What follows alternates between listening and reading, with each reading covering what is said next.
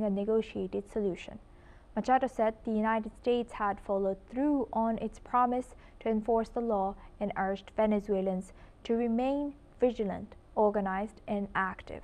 She has called for exiled opposition figure Edmundo Gonzalez Urrutia to immediately assume what she described as his constitutional mandate as President and Commander-in-Chief of the Armed Forces. She also appealed to Venezuelans inside the country to prepare for further instructions and urged those abroad to mobilize international support. Machado said the country is now entering decisive hours towards what she called a democratic transition. Now for this discussion, we welcome back Mr. Surinder Singh Lali. He's joining us as an international affairs expert.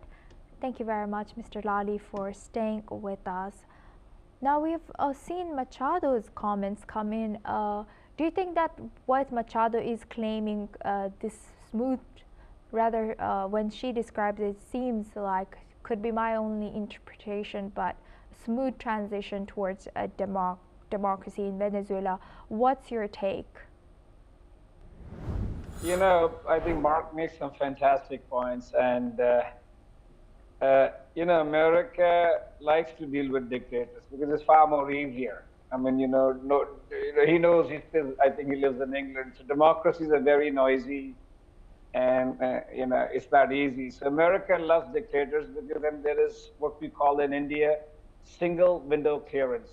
You know, so if you manage to convince one individual, he will fall in line. So I don't think one needs to be a rocket scientist to have pre-guessed that, you know, Machado is probably preparing herself to eventually come in. But you know what amazes me is that Donald Trump has made America as this a mockery. Why do I say that? I mean, he is gone for the reasons that he's gone to Venezuela, and then he pardons a drug lord, I think from Honduras, you know, on the 1st of December with 500 kilos of cocaine, and he gives him the presidential pardon. So how do you explain that? You know, that's one. And number two, he's aching to get the Nobel Peace Prize, and then he starts another war where he goes into another country, like he went into Iran. You know, how would now the world stop China from going into Taiwan? So he is upending the world order. You know, he's doing things maybe because of his, you know, you don't cut your nose to spite your face. So he wants to get back to Joe Biden, and in that he's setting a very wrong precedent for the world, because it's not as simple as, you know, his legacy is going to be far more. So now he's even emboldening China to do things which they shouldn't be doing. So it's very unfortunate that in order to get a Nobel Peace Prize, he starts another war. And he's been, for 57 times, he said that he stopped the India-Pakistan war, which we said, no, you haven't done it. I mean, there are Pakistani politicians who are saying, no, I mean, it's the UAE that intervened. So it's very ironical that too much power has come into the hand of an individual who unfortunately is not a politician. He's a mercantilist individual who's ended the day a businessman. And if you look at the net worth of how his family, Jared Kushner, what's going to happen in Gaza, and Ivanka Trump and the golf courses. So, you know, all one has to do is spend some time and do some research, and then you realize that it is not just about democracy and the principles and the morality. There is much more which is hidden in between the lines, and by every passing day. I mean, Marjorie Taylor Greene was the first one, and I think the midterm, a lot of more going to unravel. So let's wait, you know, let's wait. I mean, let's get our popcorns and sit back and see. It's going to get very interesting. Unfortunately, there'll be a lot of people, a lot of countries going through misery, defense expenses, and you know, turmoil inside the countries. But unfortunately, that's the way it is. You know, Asuma. Yes. Thank you. Thank you, Mr. Lali, for sharing that. We're going to take another foreign reaction. Israel has commended the United States for its operation against Venezuelan President Nicolás Maduro. The Israeli government has praised President Trump for acting as the leader of the free world. In a statement, Israel has expressed solidarity with the Venezuelan people, describing Maduro's rule as an illegal tyranny. The statement has welcomed the removal of the dictator who has led a network of drugs and terror. Israel has also emphasized the hope for the return of democracy to Venezuela and stressed that the people of Venezuela deserve to exercise their democratic rights and that South America deserves a future free from terror and drug networks. The statement signals strong diplomatic support for U.S. actions and reinforces Israel's stance on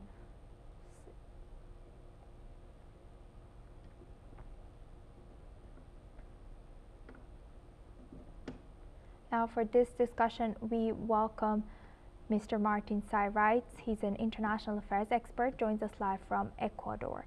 Thank you very much, Mr. Sayrites, for joining us as well. Now, as you're in South America, can you tell us how is this taken in South America and where you are? How do you see the appetite? Are people happy?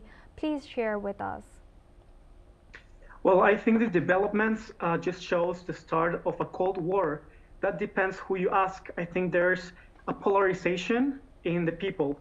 From one side, you have the Venezuelan diaspora, which is mostly anti-regime. So you're going to see that most of Venezuelans living abroad are actually enjoying because they are anti-regime.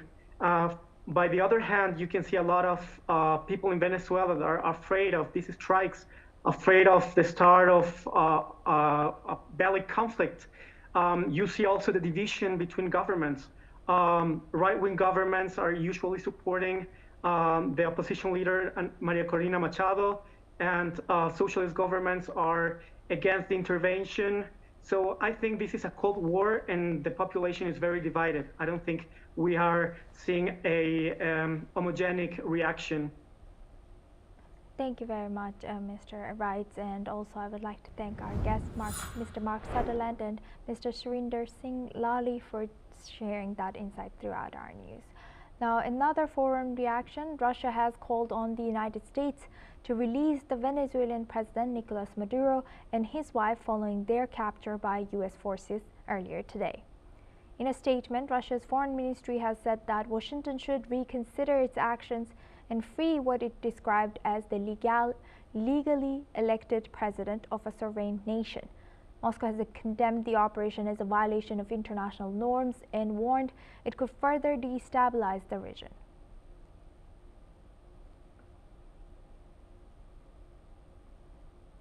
Now, for this discussion, we welcome back Mr. Martin Sayrites.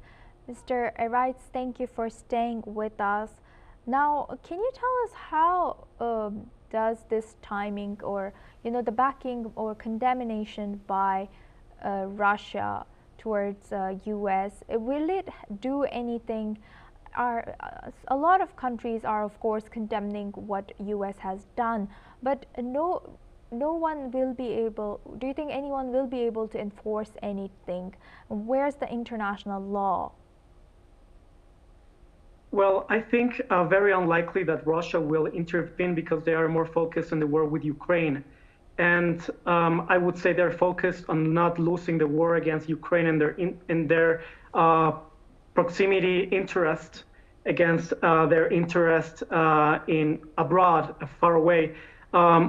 Regarding international law, we are being witnessing a lot of contradictions in international law. In one side, it is absolutely true that the Venezuelan regime is widely not recognized, undemocratic, and authoritarian. But at the same time, this does not give legitimacy for carrying out interventions that goes against the UN Charter. Basically, these interventions have been violating the international law, sovereignty of countries. So this is a very complicated situation because, in one hand, you have a regime that is, of course, mostly recognized as unlegit by the international community. That's, of course, 100% true. But in the other hand, we are seeing a very dangerous precedent about how a country can just invade another country and openly saying that it's about the resources at the end more than the democracy. So I think I'm not really positive about the next developments. I hope we can reach peace and democracy in the world, and I hope Venezuela can get democracy but peace at the same time. Yes, thank you for highlighting that, Mr. Wright. Now we have another foreign expression towards this. China has expressed deep shock over the United States military strikes on Venezuela and the reported capture of President Nicolás Maduro. A spokesperson for China's foreign ministry has strongly condemned the U.S.'s use of force against a sovereign nation. The statement has described the operation as a blatant violation of international law and Venezuela's sovereignty. China has warned that such actions threaten peace and security across Latin America and the Caribbean region. The spokesperson emphasized that Beijing firmly opposes these hegemonic acts. The comments highlight growing global criticism of the U.S. operation and raises concerns about wider stability. China's reaction underscores rising diplomatic tensions as nations respond to the unfolding crisis in Venezuela.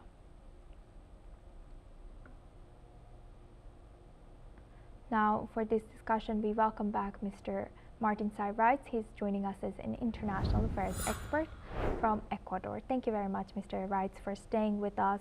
Now, we know that there's a press conference that is scheduled soon by Trump. So, how do you think, what will be the justification given by Trump on this issue? And do you think that his press conference will be catering towards a more international audience or domestic audience? What do you say? Well, I think this will be widely reported. I don't think this is just a domestic issue. I think this is a worldwide issue that will change the world. We are entering again into a Cold War. I think obviously the justification that Donald Trump has been reporting is, first of all, the allegedly cartel de los soles, drug dealing, national security. At the same time, it contradicts his last statement saying that right now he thinks the oil of Venezuela belongs to him, that Venezuela stole his territory and oil sources. So it seems that at the end of the day, he's telling the truth that all of this intervention is more about resources than helping democracies. I think he's very honest on his position. And at the same time, I'm wondered if he really hates drug dealing and narcos, why he's pardoning a the former president of Honduras, that was a drug dealer that got a heavy sentence by the American justice for smuggling drugs into the United States. It seems really illogical for me. I mean, I think the law is for everyone, regardless of their political inclination. I think all drug dealers should be put on justice, also right-wing former presidents that were drug dealers, as well as Maduro. If he did some crime, he should be judged, of course. But I think everyone should be judged at the same level. Yes, thank you for emphasizing that. We have another breaking news coming. The UN Secretary General Antonio Guterres has expressed deep concern over U.S.'s latest strikes in Venezuela, warning that such actions could set a dangerous precedent. The UN chief has also said that the rules of international law appear to have been disregarded in this case. Moreover, he has called on all parties in Venezuela to engage in inclusive dialogue, which remains in line with human rights and the rule of law.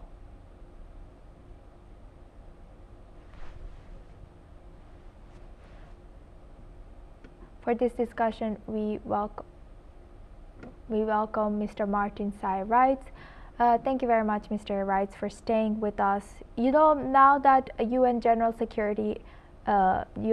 has also stated his concern, can UN actually do something? What's your take? Who can uphold international law right now And like you said, accountability should be for everybody, not just no double standards here. Oh, who can enforce that accountability? Unfortunately, I think right now there's no power in the world to stop military interventions. Right now, the UN, in my opinion, is useless. In my opinion, Russia is interested in their own interests with Ukraine, and right now we're seeing a crisis in the application of international law. Right now, we're seeing instead of a soft power, a direct belly power. And I think this precedent is very dangerous, regardless of how bad and how authoritarian or criminal the regime of Maduro was. I mean, I think almost no one is going to protect or be in favor of this type of regimes. It's widely reported that this regime was not democratic and did a forged election, but that's another topic. The topic right now is about sovereignty and stopping a war that is mainly for resources more than democracy, in my opinion. Great, thank you. And now, what's the situation of global order according to you? How do you see it right now? As you know, earlier you mentioned or highlighted that it's changing. Things are changing. Yeah, in my opinion, we're entering into a Cold War. We're seeing that the world is polarizing. Even in Latin America, countries that are more in the left are trying to speak out in favor of international law and order, to respect the United Nations Charter. Right-wing governments are more into protecting the homeland security of the United States. And we see a neutral area that is the European Union that even though they widely and openly rejected the Maduro's regime, they're obviously not going to back or support any bellic intervention, and they're speaking out against this type of intervention. So I think that I agree more with the European Union in this sense. Thank you for highlighting that, Mr. Wright. Now we have another reaction coming in from Turkey. Turkey has called on all parties to exercise restraint following the U.S. capture of Venezuela's leader, Nicolás Maduro. The announcement came after U.S. forces reportedly bombed Caracas. In an official statement, the Turkish Foreign Ministry has warned that the situation could have negative consequences for regional and international security. It has urged all sides to act carefully to prevent further escalation. The statement reflects growing global concerns over the U.S. operations in Venezuela. Turkey has emphasized that responsible action is needed to maintain stability in the region. As tensions rise, Ankara's call highlights fears of wider diplomatic and security fallout from this latest incident. Now, for this discussion, we welcome back Mr. Arise. Mr. Arise, as we were highlighting, you highlighted how dangerous of a situation this is right now. Going back a little bit to 1st of January this year, when Nicolás Maduro, or it could have been one of the last,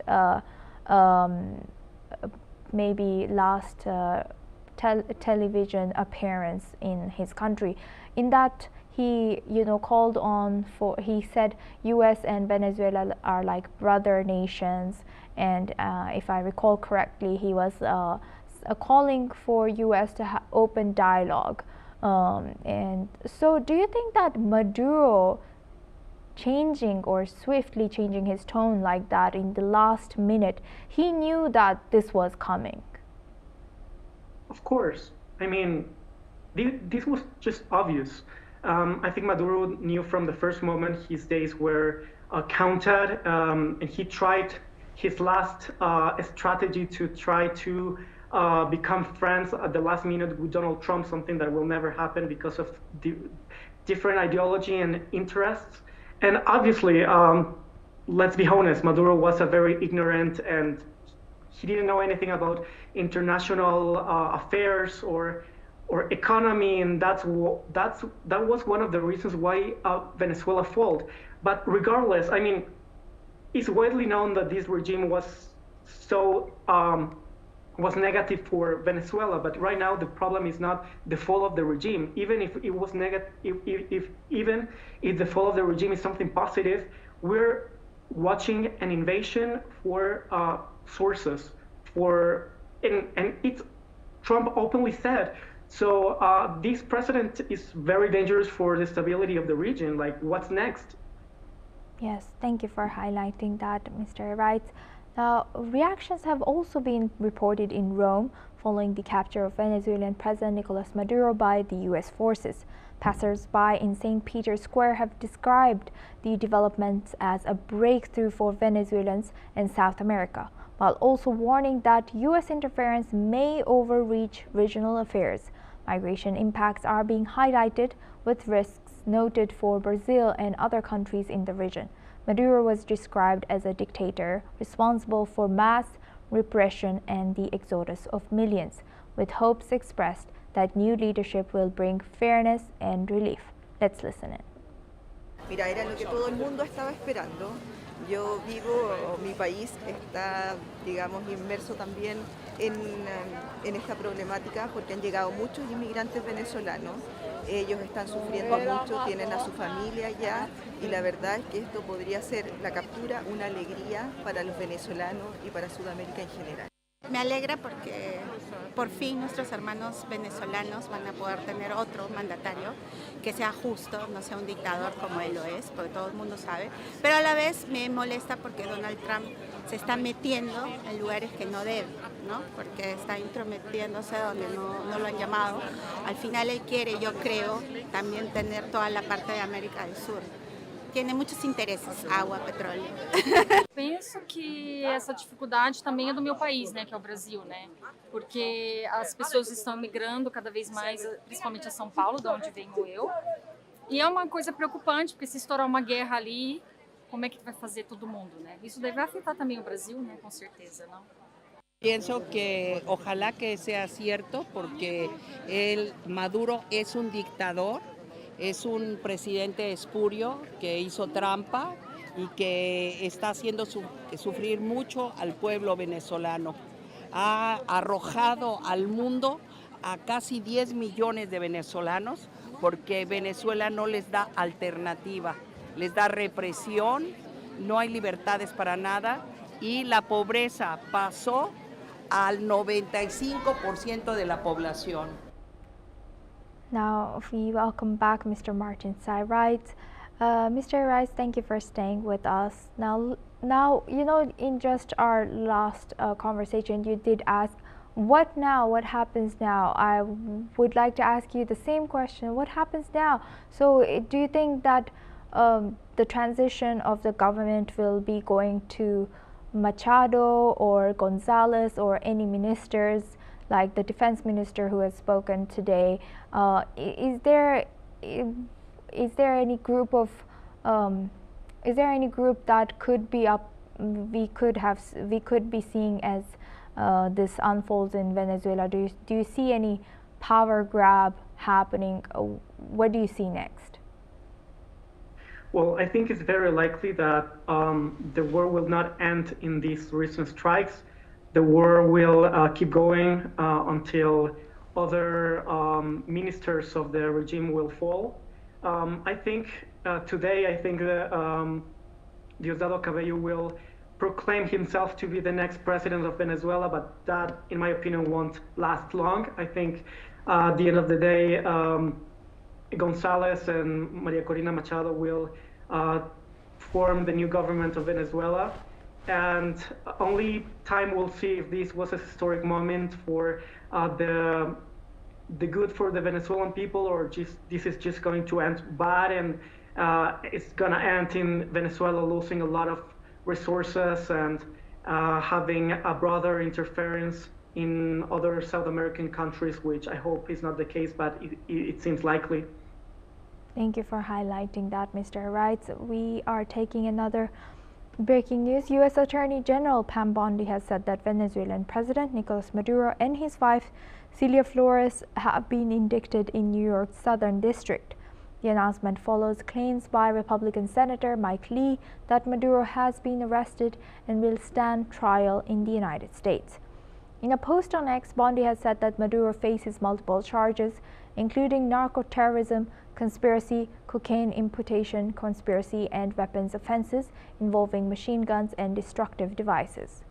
She has confirmed that the case builds on earlier charges filed in 2020 against Maduro and 14 associates. Bondi has added that Maduro and his wife will now face what she called the full wrath of American justice in U.S. courts. Now we welcome back Mr. Martin Wrights. Thank you very much, Mr. Wrights, for staying with us. Now, looking at all the development that has happened, how dangerous of a precedent this has set for China towards Taiwan, and also Russia towards Ukraine, and Israel towards Gaza. How dangerous is this situation? First of all, I think every human being should be put in the same balance in justice. Yes. If Maduro committed crimes, of course, it's something very positive that he will face the justice that he deserves. However, I don't agree with double standards. Why a former president of Honduras who was a drug dealer who smuggled drugs in the US has a pardon? Why? Because he's a right-wing president?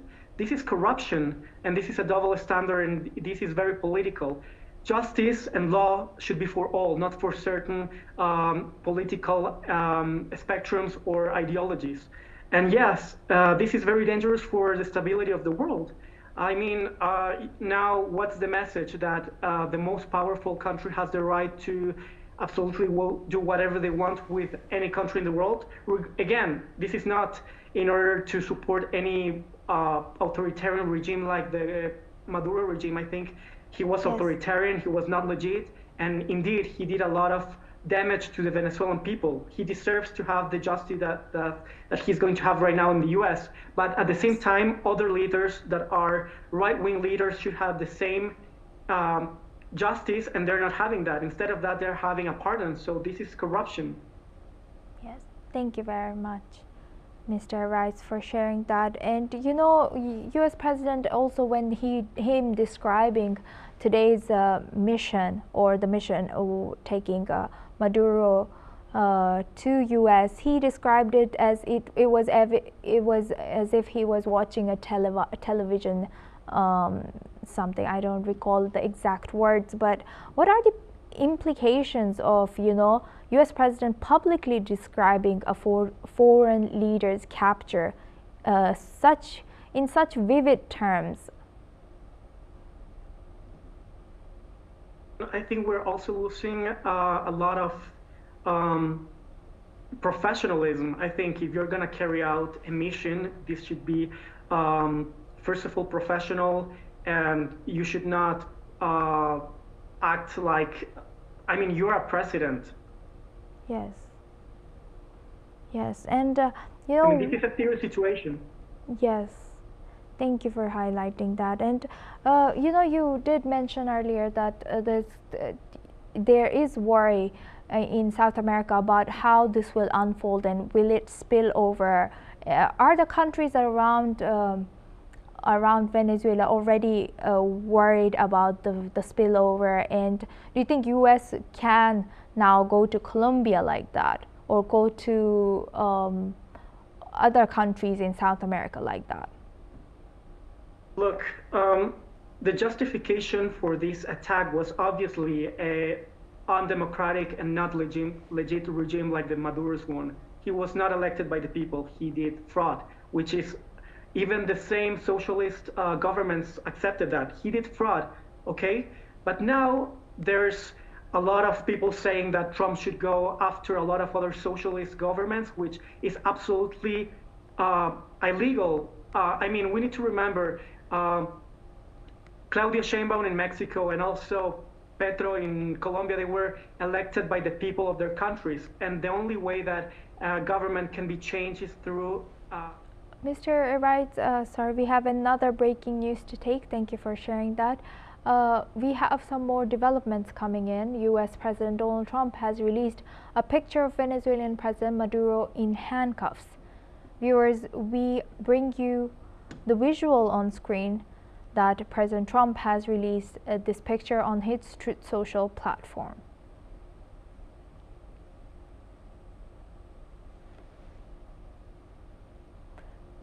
Russia has called on the United States to release Venezuelan President Nicolás Maduro and his wife following their capture by U.S. forces earlier today. In a statement, Russia's foreign ministry has said Washington should reconsider its actions and free what it describes as the legally elected president. We have some more developments coming in. U.S. President Donald Trump has released a picture of Venezuelan President Maduro in handcuffs. This visual on the screen is what President Trump has released, this picture on his Truth Social platform. Now we go back to our guest discussion with Mr. Martin Reitz. Thank you very much, Mr. Reitz, for staying with us. You know, doing this move towards South America and towards Venezuela, do you think U.S. President was trying to send a message towards China that, you know, as China was also eyeing, or China had some influence in South America, or increasing influence in South America, U.S. wanted to make a point towards China? What's your take? Absolutely, absolutely. This is a clear message that the U.S. Doesn't want any type of intervention from China in the region. I think the world is getting polarized by a Cold War between socialism and capitalism, and in between is South America. And this is very dangerous because here in South America, we're not superpowers. And we are seeing an intervention from the superpowers in the world that are trying to get to decide what we do and what we don't do in South America. Obviously, the Chinese are also not innocent, and they are, you know, there's no innocent side here in this Cold War. I think either both the capitalist superpowers and the socialist superpowers should respect the sovereignty of the people of South America and respect the freedom and the self-determination of the people of South America, regardless of political orientation. Yes, thank you for highlighting that. I would like to also welcome Mr. Erik Solheim. He's an international affairs expert, joins us live from Norway to our discussion. Thank you very much, Mr. Solheim, for joining us on NewsX World on this developing news. Now, Trump has released this latest picture of Maduro, and we await Trump's press conference. What do you think will be the justification that U.S. President will be giving in the upcoming press conference? Do you think it would be catered towards domestic audience or international audience? What do you think? Well, first of all, of course, there is absolutely no excuse for this action. This is a flagrant violation of any international law. It's a huge break of the UN Charter, so there is no excuse. I think, however, that Trump will try to make it an issue about drugs, because that's the only way this can be handled by an American court. And true, there may be drugs coming from Venezuela to the United States, but there's a lot more drugs coming from a huge number of other nations into the US from Venezuela. And at the end of the day, it's the United States which need to handle this drug problem. Yes, thank you for sharing that. And I've already asked Mr. Reitz for this, but Mr. Solheim, what's your take? Do you think that the sudden shift in one of the very last televised talks given by President Maduro, he mentioned or called to U.S. as like a brother nation in to Venezuela? Do you think he knew what was coming and he was cornered, so he changed his stance right there? What's your take? I think it's impossible to understand that two things are true at the same time. Maduro is fundamentally unpopular in Venezuela. The economy of Venezuela is crumbled, and people are suffering tremendously, and a huge amount of Venezuelans, maybe a third of the population, have gone abroad. So there is a huge need for change in Venezuela, just that change cannot be imposed from abroad. Foreign imposed changes have failed spectacularly whenever the United States has tried. It failed in Afghanistan, failed in Iraq, it failed in Libya, failed long before that in Vietnam. So it's up to the people of Venezuela to solve the problems of Venezuela. It cannot be done from imposed, but then from outside. Maduro is unpopular, and there is a need for a political change in Venezuela, but it cannot be done by military means from abroad. If you allow that, the world will be a jungle. And what will be the argument that, say, Mr. Putin cannot kidnap President Zelensky of Ukraine and take him to Ukraine at his own will? And you can make a huge number of other examples from other parts of the planet. I mean, there are many governments who dislike what they see in other nations, but they cannot solve that by military means or by kidnapping foreign presidents. Yes, Mr. Martin Rice earlier just mentioned that this seems to be new global order, or we are entering a Cold War now. What's your take on that?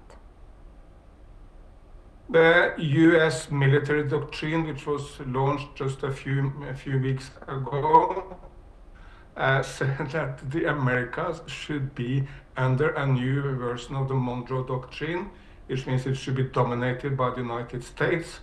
Well, that's a very dangerous presumption for two reasons. Number one, the vast majority of Latin Americans or Americans don't want this, and they don't want to be under U.S. dominance. I mean, where is the majority of people in Mexico or Brazil or any other nation in Latin America who want to be dominated by the U.S.? So it's a doctrine set up for failure inside the Americas, but also because it's very dangerously abroad, because if you allow the United States to make its own sphere of interest, which the United States can dominate, what will be the argument that other major powers of the world cannot dominate their neighborhoods?